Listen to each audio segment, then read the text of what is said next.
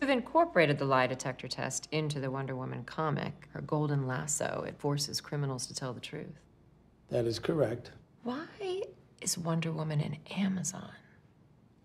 In Greek mythology, Amazons were a powerful tribe of women who lived without men. Without men. It is important to me that young girls of today realize they have the power within themselves to create their own destiny.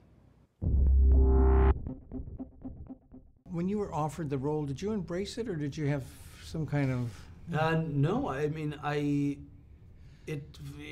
in this business for the challenge. I don't want to play the same characters or roles all the time. So when I read it, and I thought, well, this is like nothing I've read, and the fact that it's a true story that I'd never heard of, mentioned it to other people, and they'd never heard of this story. They couldn't quite believe that it was true.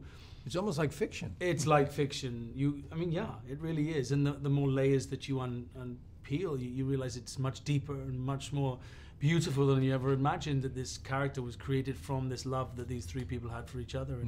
And so yeah, no, it was definitely the challenge, but I absolutely embraced it and was ready to. Professor William Marston, Harvard, a doctor, behavioral research, but yet became famous in a way for writing the comic strip Wonder Woman. That's almost sad in a way. Yeah.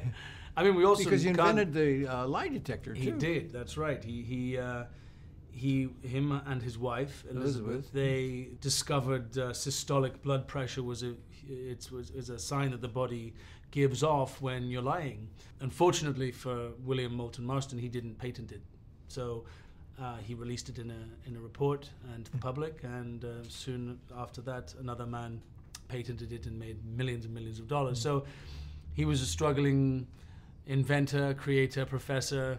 He had a lot up here going on. I mean, he even wrote scripts for the studios. Way ahead of his time. Very, very way ahead of his time. Big imagination as well.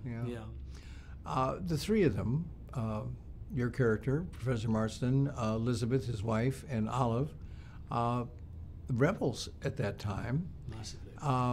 But they paid a price too, academically. Yes, yeah. I mean, he lost his job, and so did Elizabeth. They lost their funding, their research rooms. They left. They had to move, and sort of were shunned by society. And as much as they kept themselves to themselves in the new locations they went to, their children were treated badly, and they were also treated like outcasts. But they supported each other and through the thick and thin, and they went through hardships but love conquers everything, and I think the truth of it is that they stayed together. They stayed together. Yeah. Thank you so much. I'm totally out of time, but I want you to see this movie. Don't miss it in Arizona. The costumes, the humor, everything about it, I loved. I can't wait till I get home and see it again.